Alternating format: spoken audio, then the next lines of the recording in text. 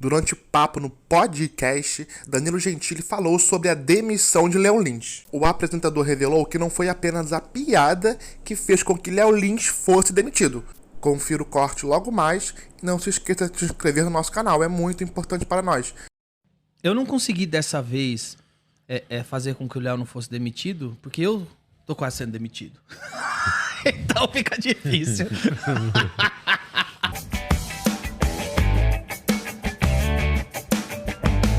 Cara, posso fazer uma pergunta?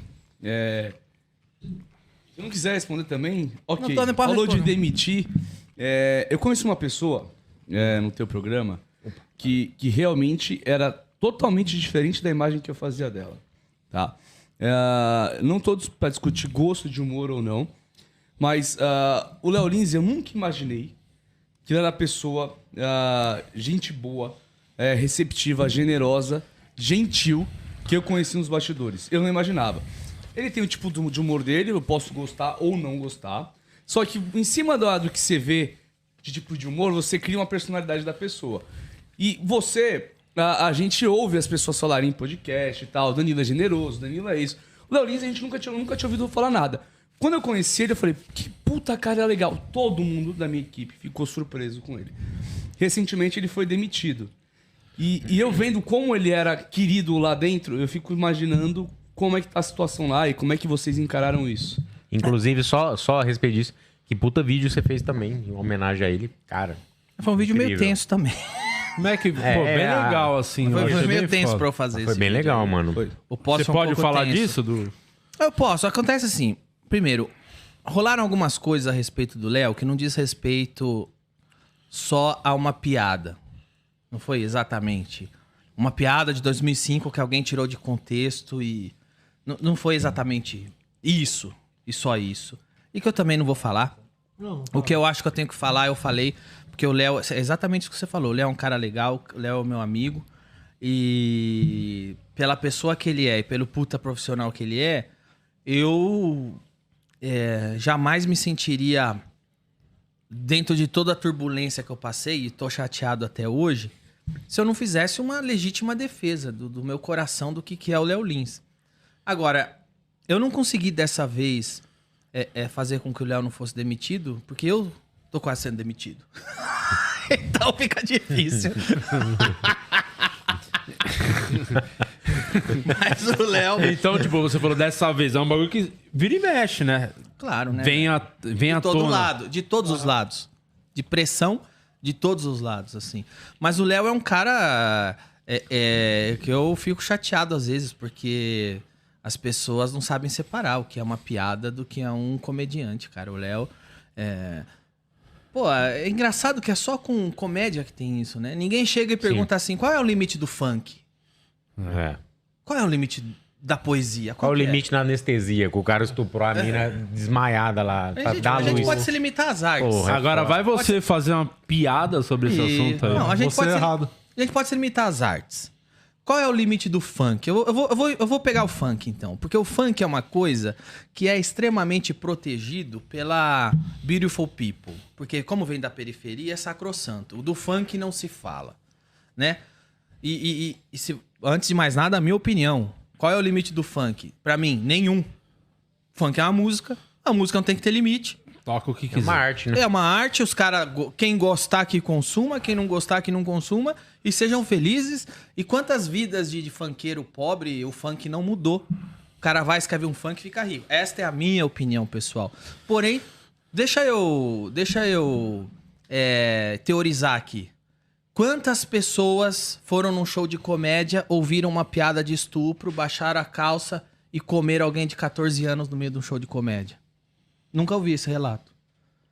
Quantas pessoas foram num show de comédia, ouviram uma piada sobre sexo, baixaram a calça e comeram a menina de 14 anos do lado, porque o comediante contou uma piada? Nunca. A pessoa vai num show de comédia, ouve a piada, dá risada e entende que é uma brincadeira. Quantas pessoas vão num funk, baixa a calça, enfia o pau numa menina de 14 anos, quando tá estupra, estupras de vermelho, só nas novinhas, aceita pica, só nas novinhas. No funk é em todo baile. Nunca se ouviu a pergunta qual é o limite do funk, né? Embora já dei minha opinião, não tem que ter limite. Mas é isso, não importa quem fala, não importa o que se fala e sim quem fala.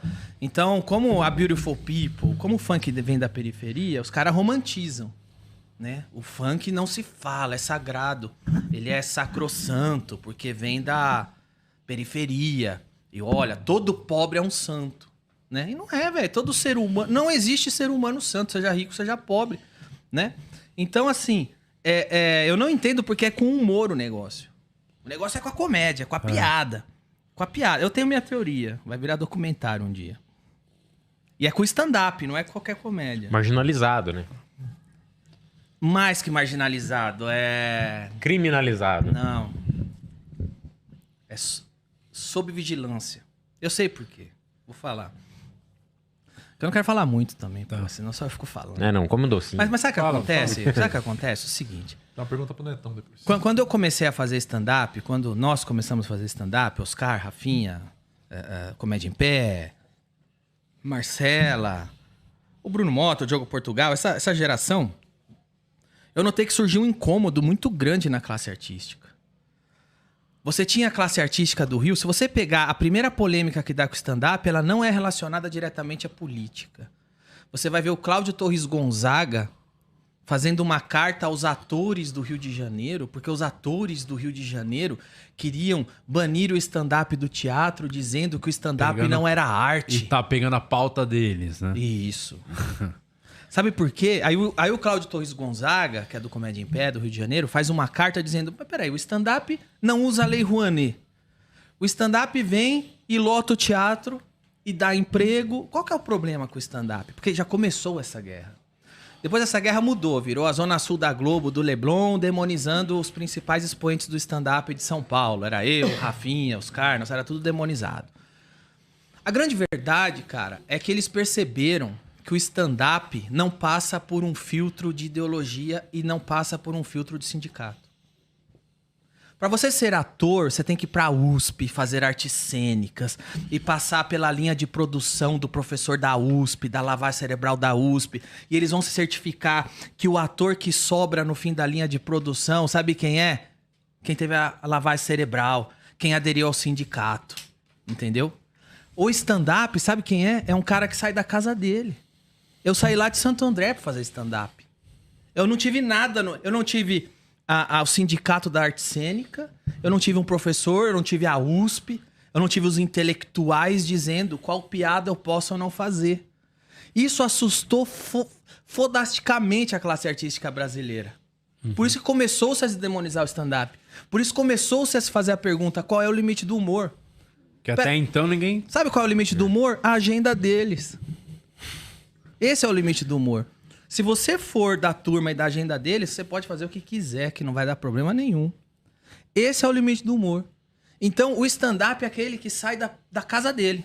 Ele pode sair de um lugar rico, ele pode sair de um lugar pobre. Ele pode sair de Santos, pode sair de Osasco, pode sair de Santo André, pode sair de Minas. Ele sai lá da casa dele, onde ele fazia um churrasco com o pai e tem as ideias dele, e vai para um palco. Se ele fez a pessoa rir, automaticamente ele vira um profissional e ganha vida e vira um formador de opinião. E é isso que a classe artística brasileira odeia no stand-up. Ele não passa pelo filtro do sindicato e dos intelectuais da USP, do Leblon, e forma gigantes. Forma formadores de opiniões gigantes. É por isso que eles